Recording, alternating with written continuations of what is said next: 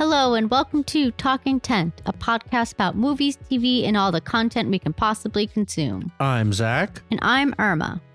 Today we have a 4-part based on the book extravaganza. Not really on purpose. I just kind of realized, I was like, oh, the connection between all of these things is they're all based on books. And some are better than the others.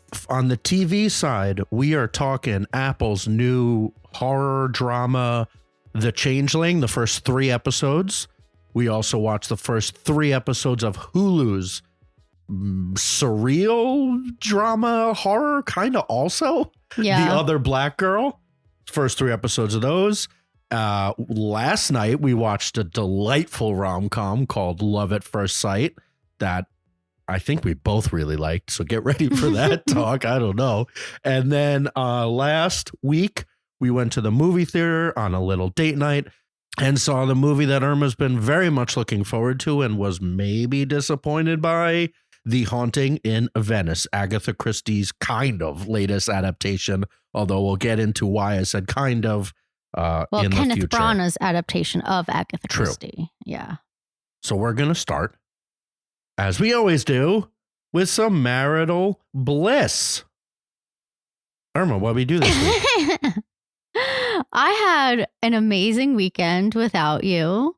You went away and I got to spend 4 glorious days by myself. I went and saw my mom. I had dinner with a friend and I watched a lot of movies. Oh, I also took a day trip to Greenport. I almost forgot about that. Yeah, it was great. Day trip 6 hours away? It was 2 hours and then 2 hours back. Yeah, I don't know. Whatever. This weekend was the 12th iteration of a yearly tradition of me and college friends, and then extended from there. We rent a house and just hang out for a nice weekend. And it was delightful, as it always is. Lots of yucks, lots of laughs, good stuff. I think this is the first year ever since you've been going that you actually we've spoken, kind of. During it. Oh, I don't think it's like text a little bit. No, we never text. Never. Well, then why ever. we text this year? Well, because you had a lot on your plate this year, and I was concerned for you. She wanted to make sure things went well. We had a talent show, and I had been practicing for her. It went very well. The talent, and then also, I for had opening ceremonies. I had another job that I also went very well. Yeah. Usually I haven't done that much. But yeah, it was very fun, as always. As always. And we got some industry talk, not that much. I was trying to peruse the news, and there's really nothing that interesting. The strikes are really taking their toll. It's been a long time now. And then I just noticed like a bunch of the news was just about different streamers or different companies contracting with foreign entities. That's what I was saying last week. So like more Korean shows that have already been on Netflix a lot, but more of them. And I saw something about I think even like a South African show, and just picking things up where they can to fill the void, which makes sense. It just seems bad for all the parties. Well, I'm surprised they're not doing a bigger push on what was that giant one? The Korean oh my God. Squid Game. Yeah. Where is that? Like, why hasn't that I don't know. You know what I mean? Yeah, the creator probably had an excellent idea, wrote one television show, and then it got super popular. And now he has to do a second one and he has no idea what to do. That's probably where it is. A lot of pressure on that.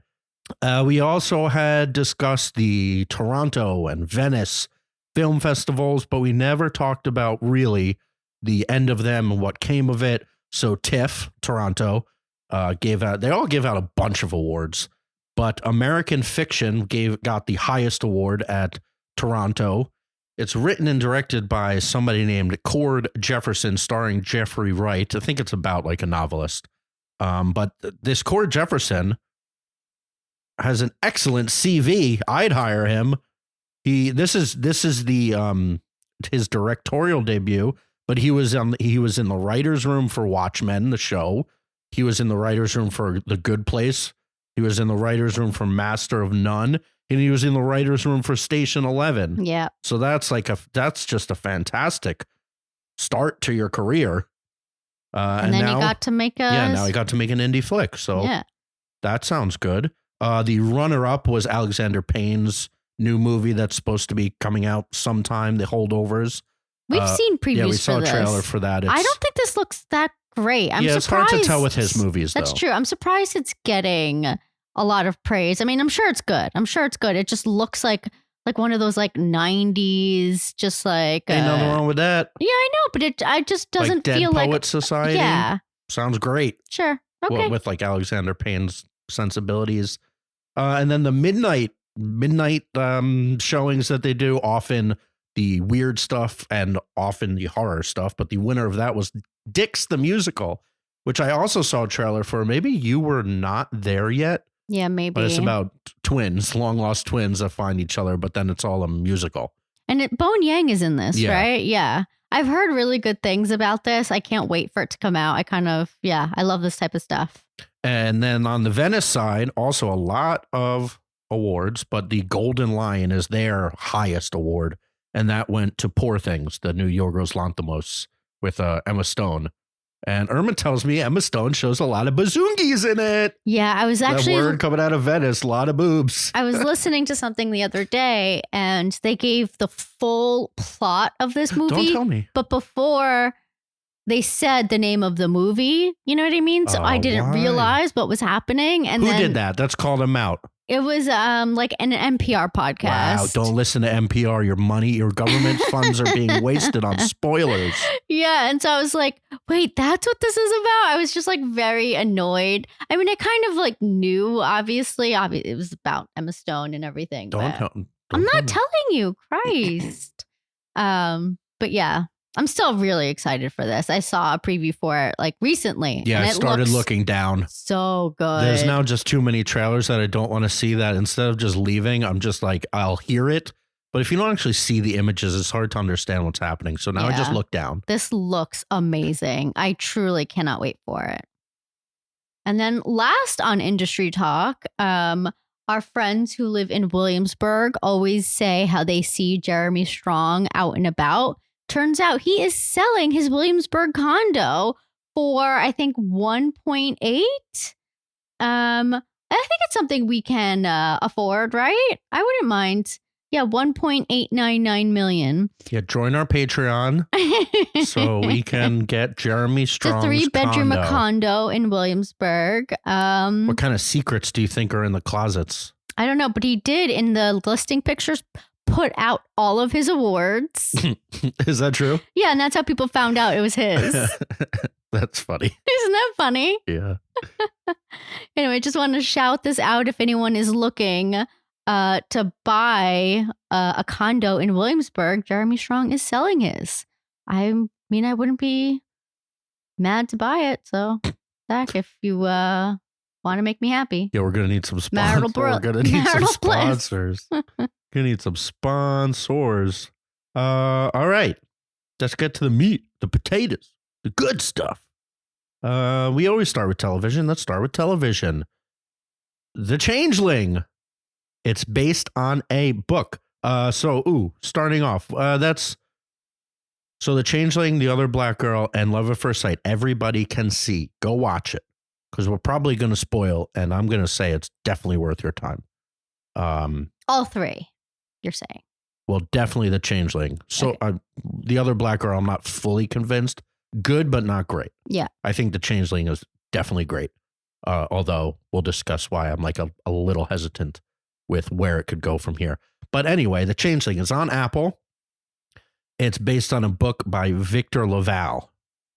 I hope that's how you pronounce his last name. Of the same name.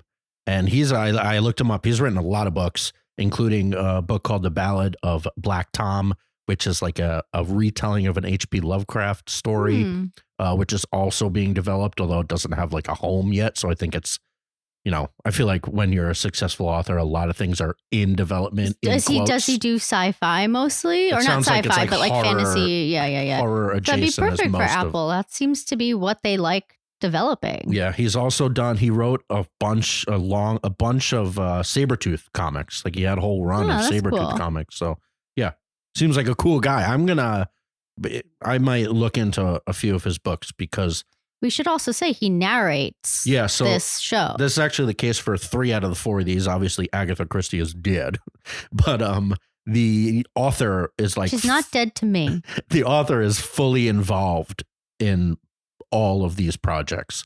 Like Victor LaValle is narrating the narration of the show, and he's so he's fully in it. He's not like somebody just bought the rights and kind of fudged it up for him, which I think has happened plenty of times to authors. So that gives me hope that everything is kosher. Yeah. Like what he wanted. But yeah, I really like it so far. It is very much my vibe. I think you missed a crucial point. It's with Lakeith Stanfield. Right. Starring Lakeith Stanfield, who is doing such a fantastic job. But then his wife, Clark Bacco. Yeah. Also so good. And she kind of has the harder role so far. Sure. Yes, I agree with that. Even though this seems to be a story about Lakeith, right? Yeah, I don't know. We'll see. But I really like it. It's very dark. It's very horrible. Yeah, I would say trigger warning on this show for sure. Yeah, young parents, pregnant people. It's rough. It's very rough. And they don't hold back. It's like literally a nightmare. Yeah. Honestly, like I didn't enjoy watching this. Like it is good. Like it's good storytelling. The characters are good, but like this is not a fun watch. It's not Irma's vibe. No. I was wondering what I would think of it with or without her.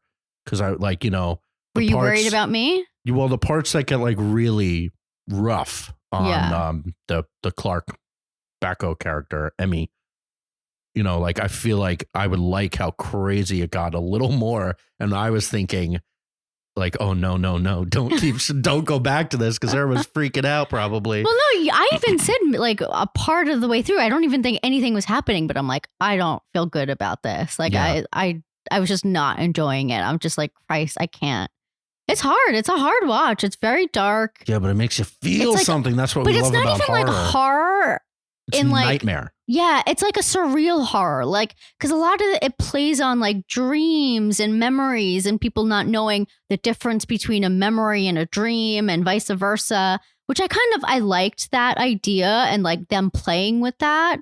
And it has like this like fairy tale quality, but like they call it a fairy tale. Yeah, it's like a very dark fairy tale. Like grim fairy tales are pretty dark, but obviously Disney has like transformed them into like something for kids and like very lighthearted. But this is definitely like taking an even darker approach than I think grim.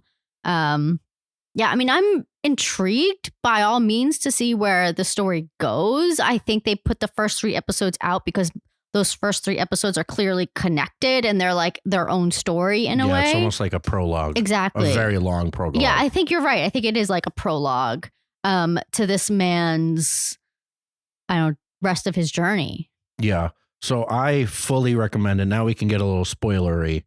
But yeah, I mean, if you've listened to me and let's say you watch something like Infinity Pool and you're like, that was interesting. This is a little bit more relatable because like that is just so far out there, but it is rough and like anxiety inducing and dark and like a real life tragedy. And I've talked about horror television shows being really hard to do because you lose the horror eventually. Like things aren't like The Ring is no longer scary, even by like partially through the movie. Speak for yourself. Well, whatever. But like kidding. The more times you see that girl, yes, of course, like you start to lose it a little bit. They still do it. But like imagine making a whole show out of just showing that girl. Still seeing the Exorcist girls on my screen still freaks me out. So like usually it doesn't work that great, but what Mike Flanagan has done with his yearly Netflix show, there's another one coming out that I'm excited for. It's like, and I don't know, honestly, this is what I say about almost everything, like action movies and horror movies. It's like, you gotta have the story first. And this like, it is a pure and true tragedy that also has like this factor of mystery, horror, and like like a fairy tale. Like there's something up. Yeah. So I really like it. Very dark. What I'm scared about, and this is where we can get a little bit more spoilery. The end of this prologue, the 3 episodes, kind of leaves you with like, okay, now we're investigating. And I think a lot of stuff with horror goes south when like they have to figure it out. And eventually you figure it out. Is that how it ends? I guess I don't really remember like the ending note. Yeah, well, okay, full spoilers. It ends with him like talking to someone and being like, oh, witches. Like it was obviously, so she had talked to somebody when she was in South America. Yeah. And she made wishes. And then the friend knows the third wish. We still don't know the third wish. No, we do. She told him. What was it? The painting. So she met someone in Nicaragua or who took a photo. So she, I guess, set up the camera and like took like a nude photo of herself, and it looked like scary. And so now he has this up in a gallery like in Germany, or I forget where she said it was, and she wants that taken down. Like she wants it to be bought so she could have it. She doesn't want anyone else to see it. Are you sure? Yes, that's what she said at dinner. Oh, okay. I must have missed that part. Yeah. But the other 2 wishes were just like a healthy baby and a good husband. Yeah. So those came true. But we're like learning that she essentially, it seems like she made a deal with the devil, or there's some sort of cult, or there's some sort of witches. And it's giving me a lot of Hereditary vibes, where that guy that you called out immediately that runs after him. Yeah. And he was like, oh, your friend sent me to buy this thing. Yeah. It's like, no, he didn't. Yeah. Yeah. Like, yeah. why would you be at that meeting? Why would he tell you to meet Lakeith there? Just like call him. Yeah. Yeah. And figure it out. Oh, it was the book. It was the book, the first edition, the whatever, because they're book dealers. So yeah, like that was the same thing that happened with Hereditary, with one of the characters was like being nice to now I've lost all the names. I know. That's always what happens to me. United States of Tara lady. Yeah. What's her name? From Hereditary. Anyway, I won't ruin it for you just in case you haven't seen Hereditary. But then it's like they're all part of this coven, and like that, it takes over their lives and they weasel their way in. So now he's going to have to go investigate what happened. And sometimes the investigation in horror movies is like, yeah, it's nice to get an answer, but sometimes it's great to not have an answer. That's true. And like not solve it. But I also kind of think like you can keep these first three episodes as like their own standalone thing. And then maybe like the rest of it can also be like a standalone thing, you know? Sure. Because I thought like these first 3 episodes, they were horror. Like it was terrible. Yeah. You know what I mean? But not that scary. Yeah. Jumpy, not jumpy scary. No. Terrible. Just, yeah. Also, beautifully shot Gut-wrenching. though. We both said it. I was like, this is like so beautifully shot. Yeah. It looked great. The color blocking, all the different movements that the camera did, what they focused on, and then the acting was fantastic. Just like expected. I feel like Lakeith just gets better and better. He picks such weird parts that this is kind of his most traditional thing. It's just like a grieving husband. Yeah. Like, you know, he's been the weird guy in Atlanta. You know, he's just like, he's so versatile. Yeah, definitely. Crazy. But yeah, I'm excited to see what happens, although like slightly hesitant at when we get the answer at being like, yeah, okay. So do you know how Apple is releasing the rest of the episodes? I think they're just Fridays now. Okay, so now just a single episode every Friday. And how many? 8? I don't know. Okay, well, whatever. Yeah. Next show, kind of similar, not quite, but it's called The Other Black Girl, and it's based on a book by Zakiya Dahlia Harris. Delilah, definitely. Zakiya Dahlia Harris, and it's her debut novel, and it got turned into a friggin' Hulu show. Congratulations, great job. You sound bitter. No, I'm not. And it is, so both of these are obviously Black authors telling Black stories in kind of non-traditionally Black spaces. I think that is like another thing. We're always celebrating horror, especially like pulling people towards that. And I guess actually The Other Black Girl is kind of horror also. Yeah, I thought this was supposed to be more of a comedy. Like when we turned it on, I'm like, oh yeah, it's a comedy. And I was, like immediately not a comedy. Yeah. The opening scene is the scariest scene. I put it wasn't that scary. Yeah. I just kind of thought like, oh, okay, after this part, like it'll get funny. You know Yeah, what I very mean? few Like, yucks. I think it could actually do with some yucks. yeah, I guess I just thought maybe it would be like Office-esque with just like a black girl. Same guy in it though, isn't that Oh funny? yeah, that is funny. Or just like, I'm sorry, it's told from like a black perspective, or just, I don't know. So it is. So apparently all 10 episodes are out. I'm not sure why Hulu did that. I imagine it's because we've watched 3 of them. Mm-hmm. Each episode does kind of end on a pretty television-esque Cliffhanger. So I think we're gonna get through it pretty quick, because the big draw of this show, and we could talk about some of the things I don't love, is like I really want to know what's going on. Like, who is this girl? It's about a... See, I actually don't care that much, to be honest. Like, I'm enjoying watching it, but at the same time, I'm not like, oh my God, I need to see what happens. Like, I don't know. It's just not really pulling me in as much. I get that. Okay. Yeah, I mean, I feel kind of the same way, but I do want to know. Yeah, Like, I think eventually, like, Yeah. sure, yeah, I definitely want to know, but I'm not like, oh, we have to keep watching. Yeah, so maybe that's why it was like it's like good enough that maybe people will just binge it and finish it, but it's not good enough that people would come back every single week. See. Maybe. I'm just guessing, because Hulu doesn't normally do that. They'll do the 3 often and then parcel them out, like Only Murders in the Building. But yeah, it is about a black woman who works for a publishing company. She's the only black woman that works there, and there used to be an editor, the only black editor that ever worked there in the late 80s, who published this book and then disappeared. And the book was by her friend. So it was 2 friends kind of working on a book, and then this editor disappeared.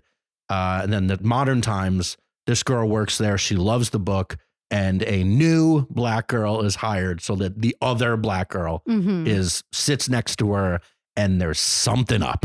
Like, she's friendly, but she's twisting some needles. She's working the system. Yeah. And I don't trust her, and I don't like it. Yeah. But she's very pretty.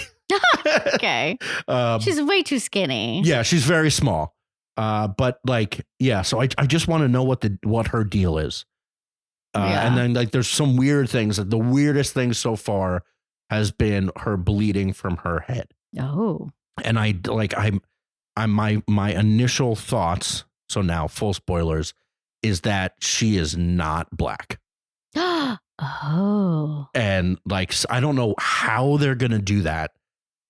But like, so like the blood being some sort of wig situation. Yeah. I don't know how they're going to pull that off, because that is a tough thing to, in a book, I can fully see it. But visualizing that and having it be like whatever she is. Your theory. Yeah, sure. But like, why was she bleeding from her head? And I also saw that the head bleed is on the poster. Oh. So it's important. Or she could just be the old editor reincarnated. Yeah. And she's bleeding because that's her time is up. Oh my God. Yeah. So like, and then so I'm taking it to like a more supernatural. Yeah. The current time woman is like seeing the old editor as like a hallucination. And she got a letter that says to leave the company from a mystery person. So it's like it's another mystery, but in a more like a realistic setting than the Changeling, and it's also nowhere near as dark as what happens in the Changeling. It's so awful, but I like it. And this, the other, like, we're definitely gonna finish it. They're also only a half an hour long, which is key. It is key. So, but yeah, I think it can do with some more yucks. Like the end is always intriguing. There's always like a line of like, oh, here we go. What's next? Yeah. But then like the middle 20 minutes is like I feel like maybe it's underwritten. Yeah. Like the dialogue is very normal. And then like her boss is like so stereotypical. Yeah. All the white people are awful, which is fine. That's like the author is supposed to be awful. Yeah. And he's actually kind of funny. That's the guy, Kevin from The Office. Yeah. He's like the worst dude. Yeah. And that's funny. But her boss is like rubbing me the wrong way, but not in a good way. Yeah. I don't know. I don't really have too much to add. I just like, Like, we'll keep watching it. I guess we could check back in like when we're finished with all the episodes, because I don't really think there's a need to like a final reco, unless something happens in the middle where we go, oh, here we go. Yeah. I mean, it had to be interesting enough. I know. Well, like the concept alone, I think is interesting. Do you know how many episodes this is? There's 10. So like, I feel like 10 is a lot, to be honest. Especially for like a book. Because like, I don't know how much you like, you don't need to drag out a book like that. I don't know. So we'll see. It depends on the book. Yeah. Yeah, we'll see. So out of the two, I recommend Changeling, but it's also way harder to watch. Yeah. So well, just getting past these first 3 episodes is going to be, I think, a struggle for most people. I'm just being honest. Yeah, it's horror. It's more than just horror. Well, I'm just saying, like, if you're not a horror person traumatic. at all. Yeah. It's hereditary. If you can handle that girl getting her, spoiler alert, head knocked off. Sure. I didn't. No, I know. And I watched this, so. All right, movies. Okay. Let's start with the much lighter one. Last night we talked about it in our Excitometer. Haley Lou Richardson, up and coming star. Not up and coming. She's here. I mean, she was one character in a massive ensemble in White Lotus, and now she's starring in her own. And she was also in that movie you loved. You watched Columbus, right? Is that not her? Yeah, obviously it was That her. was before White Lotus. She was great in that. I know. I guess clearly you didn't even remember. No, right, yes. She was great. She is great.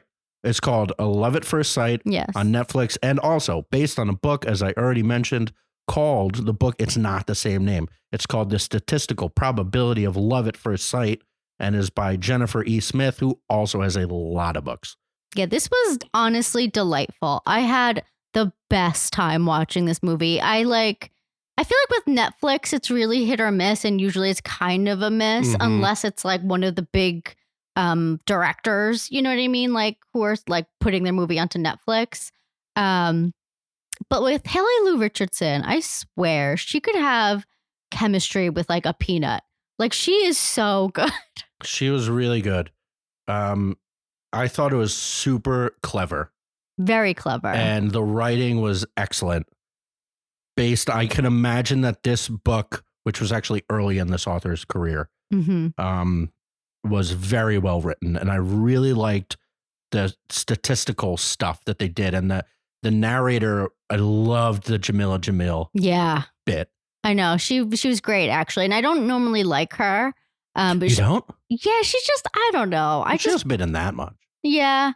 This, I don't think I've ever felt the need to want to read a book after seeing the movie. But this made me want to read the books. I'm like, oh, the book must be really fun. Yeah, well, kind of. It's pretty tragic.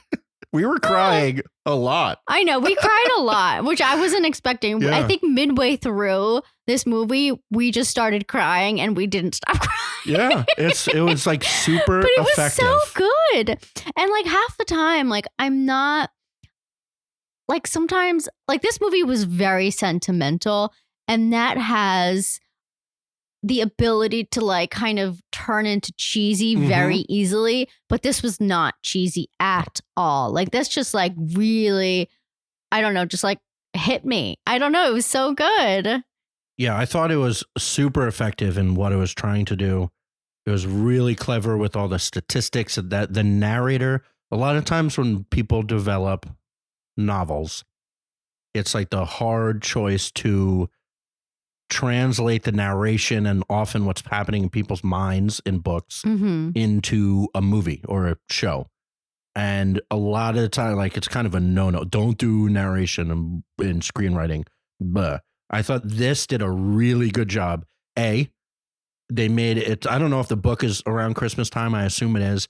But Christmas time leads itself to having a little bit more of a narration for some reason. There's like Christmas movies I never thought about that always have like this guiding voice. Yeah. And then the Jamila Jamil playing the narrator author, essentially. And also having like her, a fairy godmother. Yeah, it was like a fairy godmother character where she was like slightly manipulating the story, but not quite. Yeah. But then she was like all these places. I giggled every time I saw her. I really thought it was clever. Yeah. And like heartwarming what she was trying to do.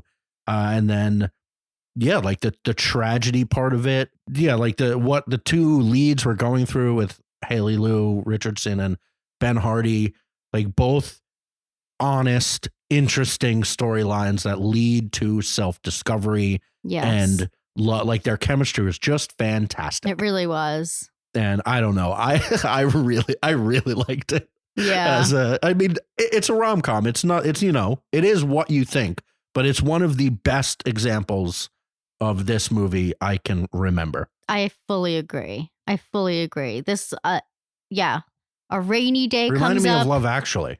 Yeah, you said that a couple times. And like, I can see that the whole like airport of it all, because that's how they meet in the beginning. Yeah, it was really great. Like, highly recommend.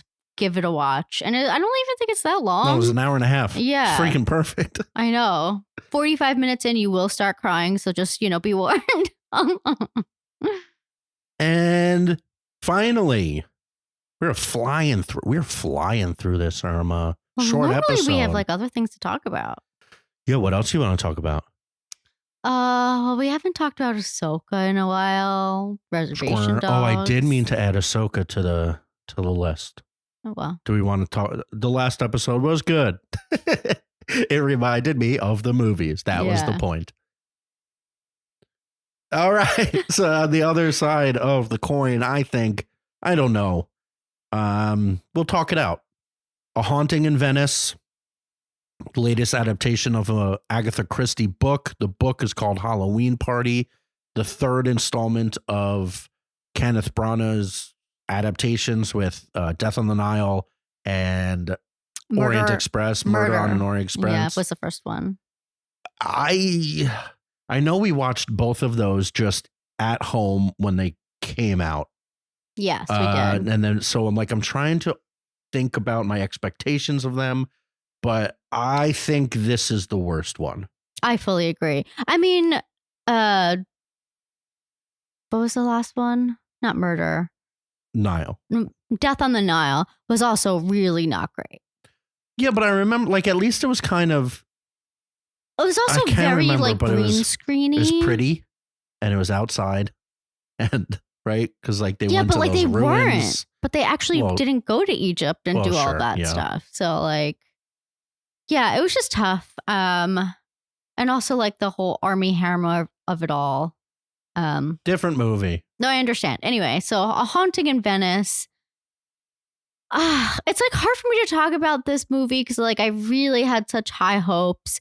I liked the idea of this like scary like murder mystery. Like Same. I thought it had so much potential. Obviously, as a big horror boy, yeah, it was like fusing our two favorite loves. But do you think it did the horror well? No, it was bad. Yeah. Like there were a few, I can't even, well, it's hard because you just like go in knowing that Agatha Christie, even though you can talk about how much they changed.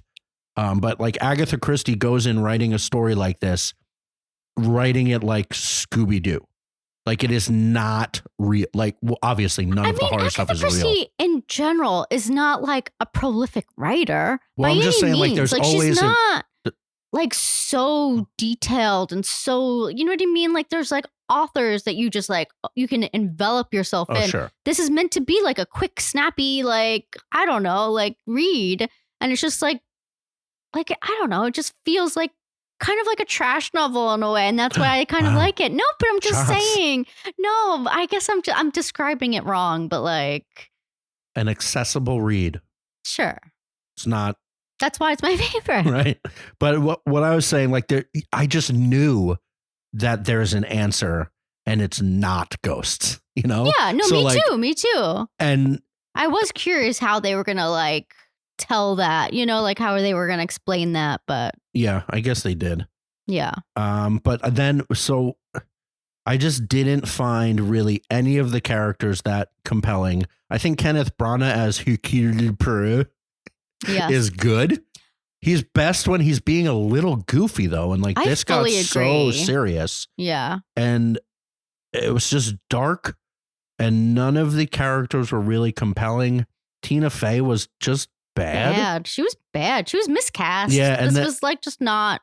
Shouldn't have been her. They should have switched her and Michelle Yeoh because we're going to spoil it, but the best actress and the person doing the best job was Michelle, killed pretty early in the movie. And then the rest of it was just like filling that void that was not as compelling. Yeah. Michelle Yeoh was great. She really was great. And then I'm watching it thinking Irma knows everything that's happening. And actually, I kind of figured out it was also pretty obvious who the killer was. And to me, after reading the book and then going into this movie, I was confused because and I'm fine that they took inspiration from the Halloween party and didn't do it exactly because not exactly. Well, the way you explained it was like literally completely different. It is. It's very different. It's extremely different. The only thing that's the same is maybe like the character names, and that's like kind of it. And they're like they're general descriptions. Like this is an author. This is a mother. But that's it. But that's the only thing was like Tina Fey was an author. Everything else was not accurate. Like 100%. Like even the mother, that's not true. Right. She wasn't a mother in the book. Yeah. So like based on that, like since it was essentially not the book at all, I was like, oh, I wonder if this person is still the killer. And they were. But like in the book, there's 2 killers and here there's only one. Spoiler alert for the book. The thing that like really I couldn't stand was the child, Leopold. Oh my God. Yeah, I didn't hate him as much as you did. It really bothered me. Just so precocious. Yeah, yeah. But like not in a good way because a lot of like what's his face? Out of place. Yeah, like the precociousness of like a Wes Anderson doesn't bother me, but this child, like I was like, okay, kid. Yeah. I don't know. Wes Anderson should do a murder mystery. Yeah, he should. That would be freaking amazing. And another thing I want to say is like, I kind of don't think Kenneth Branagh should be directing these. Like, I like him as Hercule Poirot, but like some of the choices, I'm just like, maybe someone else could do this better. Yeah, well, this one more specifically because it was supposed to be, and I'm putting up my quote fingers, scary. Yeah, and he's never done that before. And I think it was like, I think it failed in the writing. Yeah, the writing was pretty bad. And then so the whole time I'm watching it, I'm like pretty bored. I kind of expect who the killer is, and then it turns out I was right. But there's a few clues. There's very few clues. And so when you actually pick one, you're like, oh, well, like they never, you know how normally they go through all the people and here's all the possibilities of what's happened. Yeah. Like every time they did that, Branagh just like immediately shut that down. Yeah. She's like, oh, it couldn't have been that, like immediately. So the only few little clues that they left dangling pointed to this one person. I was like, yeah, so okay, that's all there is. Where normally like the Ryan Johnson movies, like he just littered it with possibilities. Yeah, true. Which I like. I like when they like intentionally try and confuse you. And then when you explain, so the whole time I'm watching, I'm like, all right, so maybe just this Agatha Christie story didn't translate, but then it turns out like they did, it wasn't her. Yeah. So like they wrote this movie. They just used the character names. Yeah, and like the intro, right? Yeah, like basically. This is not based in Venice like whatsoever. Yeah, the intro is about like a child's Halloween party and then a child dies at this Halloween party. That's not what happened by any means. Like in the movie. Yeah. And then like everyone goes home at the end of the movie. This isn't even like we're all confined to this one house and we all can't leave and then more murders happen. That's not what happens in the book at all. Yeah. In general, like I love those type of stories. Like those are like kind of like the most famous ones, like Murder on the Orient Express. Like they're on a train, someone dies, and then they all are stuck together and have to figure out who killed who. And then there like were none. Yeah, and then that's the one that they should have done. Well, that was kind of like this one because it was like someone was taking people out while they were trying to solve it. Sure. And like, I kind of wish like instead of forcing that conceit into this movie or into this book or movie, which it wasn't originally intended to be like, they should have just picked And Then There Were None. Right. Because that is such a good book. Such a good one. And made it or into even like a Mousetrap. Mousetrap is a play. Or maybe, is that what it's called? Which one? And Then There Were None. Hold on. I think so. Oh. Irma's going to check her collection. Hold, please. Normally we hold for Zach to Google. This time we're doing analog. Irma is looking at her Agatha Christie collection. Yeah. The mousetrap is trapped inside of a boarding house, just in case the mics didn't pick that up. This is some good quality podcasting. But yeah, I'm just saying that there's like other stories that they could have pulled from to do that type of story. Right, if that's what he wanted to do, instead of trying to force this random. And they could have turned the mousetrap into Venice. Like, who cares? You know, like, I don't know. It just kind of bothered me. Yeah, it was. It's odd that they used. So they made 2 of them before, and those are pretty straightforward adaptations.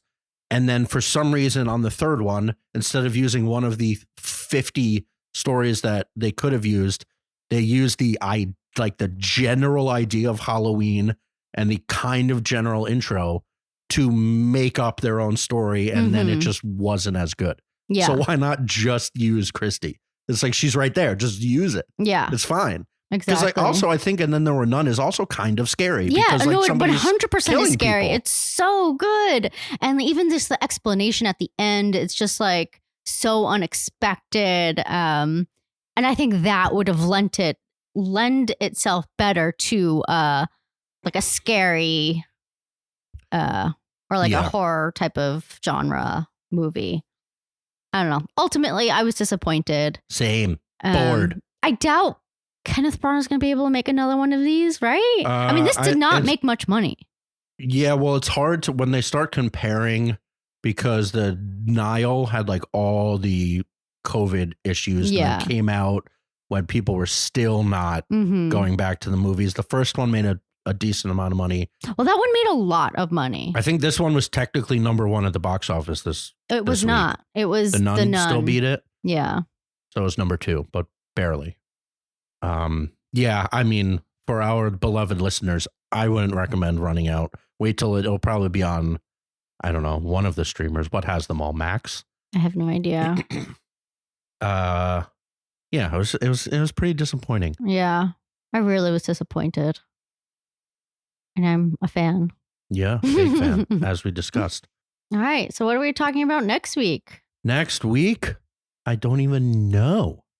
Yeah, because we're not seeing a movie this week, even though I really wanted to see Dumb Money, but I guess it's not out. So Dumb Money comes out the 22nd, which is soon, but Wednesday would be I don't know. It's playing at Lincoln Center. Oh, I know what we can do. So Irma has yelled at me for like months that we haven't seen this movie. But for next week, we will have seen John Wick Chapter 4 in time for the Continental to also start. Wow, Zach. So maybe what date is the Continental? The 22nd also. So what's that? In what, Thursday? Friday? Friday. And okay. So we'll talk about John Wick Chapter 4 and the first episode of the Continental. And Sex Education comes back. And maybe that's it. No, and El Conte or something? El Conde. Yeah, because we said we were going to talk about that. Yeah, but we did not. And Theater Camp. Yeah, okay. Wow, big one. I know. Yeah, Irma said you have to stop promising all these things, and then we don't see it, like El Conde. But I was busy this weekend, this coming up weekend. Yeah, exactly. You knew you were going to be busy, and then you still were like, oh yeah, we'll watch it. And I'm like, I know football is going to take precedent over watching these movies. Oh, on Sunday. True. Even though we hate football, everything sucks. I know. Do you want to give the listeners an update on your Jets feelings? They're terrible. It's the same as last year now. Zach Wilson stinks. He gets. The problem is that they're playing another good defensive team. The Cowboys were good. Sure. I think the Cowboys are going to be very good this year. Super Bowl potentially bound. They kind of have it all finally this year. We'll see. They could totally fall apart. So I don't hate, like they might have lost with Rodgers also. But what's eye-opening is like the Manning cast was when they played Monday night last week. Mm-hmm. So Peyton and Eli Manning talk. Yes. And then this past week's against the Cowboys, Romo was announcing. Okay. So it's like whenever former quarterbacks that like really know what they're talking about talk about Zach Wilson, they are disgusted. Really? It's like obvious that they. What do you mean? And he would so Romo just kept complimenting Garrett Wilson on fantastic routes and being wide open. Okay. And Zach Wilson either doesn't see it or can't get the ball to him. And at one point, he led a wide open Garrett Wilson straight into a safety that got him rocked. And now, like, Garrett Wilson might not even play this week because he got hit over the middle. It's a whole thing. But Romo, like, specifically described, he was like, what you have to do is look off the safety, just like glance to the right. So the safety moves over and Garrett Wilson is wide open instead of just staring at him so that the other defender could come over and help. Like, simple stuff that he just doesn't do. Oh, so it's like the quarterback would lead him to go to the correct spot instead of like him getting knowingly hit. Well, no, the quarterback should lead the defender away first. Yeah. Like, look the other way. Oh, Ooh, maybe I'm throwing it there. Pump fake. So that at least he's a few steps off. I see. And then Garrett Wilson's wide open for a touchdown and he can't do it. And he just, like, every once in a while there's a good throw. Yeah. Like, his arm is capable, but I just don't think his mind is. Yeah. Maybe like 2 more years with Rodgers. That's what I'm saying. Like, that all out. Maybe. Yeah. But now, like, it's still way too early. It was what, 4 months with him? Young. Sure, but like after this, I don't know. It's fudged. It's fudged. And then they're playing the Pats this week, who aren't great, but their defense is good. So like the same thing is going to happen. Yeah. We'll see. Everyone's mad. Anyway, okay, so Changeling, really good, but difficult. The other girl, maybe. We'll see. The other black girl. Love at First Sight, definitely watch it. So good. Yeah. So highly good. recommend. If you don't watch it, we're not friends anymore. You'll laugh, you'll cry. Although, another thing, a few people after we had talked about Barbie have seen Barbie, like people that I know that would then come back to me. None of them have liked it as much. Well, but because it's also like we're calling it like a near perfect. Yeah. The whole world. It's That's like true. It's so hard to live up to something like that. So now us being like, God, Love at First Sight was so delightful. It's a silly rom-com. Don't forget, it's silly rom-com, but it really worked. I don't know. Judge us if you don't like it. I really liked it. And then, Haunting in Venice was like, the more I think about it, the more I'm like, it was just bad. It makes me mad when I think about it. I'm like, this had such good potential, but you know what? Brana. We're out on Brana. Yeah, screw him. Brana, maybe he's done. Let Ryan Johnson take the mantle. Yeah. And Britt Marling, they showed the trailer for that new show that's coming in November, a Murder at the End of the World. That trailer looks good. What about But that's Fargo? a TV show. Fargo is always like a murder mystery kind of, Is right? Fargo coming back? Yeah, with John Hamm. God, John Hamm weasels his way into so much stuff. Every time I look up, he's in a new thing that I don't watch, but you're watching it. Well, it's just Good Omens that I was watching. Oh, you're watching John Hamm without me. No, but then he was in something else that I said that about. No, I don't forgot know what it was. Yeah, I'm just running down his IMDb page while you're not here. We love John Hamm. He's also so versatile. He is very versatile. What was it? Let's find out for the listeners. Because I just said the same thing, and I was like, after being number 1 on the call sheet for 7 years with Mad Men, now he just wants to like hop in and out of fun things. I mean, Fletch, we watched that not too long ago, and that was great. Yeah, that was a while ago. I know, I'm just saying. Oh, Mad Men. Just kidding. He's on the morning show this season. I think maybe we saw a commercial for it. I was like, John freaking Hamm is joining this stuff too. I think that's what it is, because I don't watch that. I'm sorry, listeners. We don't watch. Apparently it's bad. People really like it though who watch it. Yeah, but like pure nonsense. That's it. What else we got? Nothing. Time to make dinner. Thanks hungry. for listening. Oh yeah, look at us. We're having steak sandwiches tonight. Oh God, Zach. With fries. As our last, I've said this probably for weeks, but our last crap meal, and then we're gonna be healthy. Hopefully. Well, what is healthy? I don't know. Just like not as much cheese, not as much fried shit. Yeah. I don't know. Moderation. Exercise. Right. Exercise. Regulating my poopies. I do exercise. I know. You're better than me. Now you know. about us. Oh, now we're just rambling. Yep. Because you don't want to hit stop record. I should though. I like when it's a little shorter.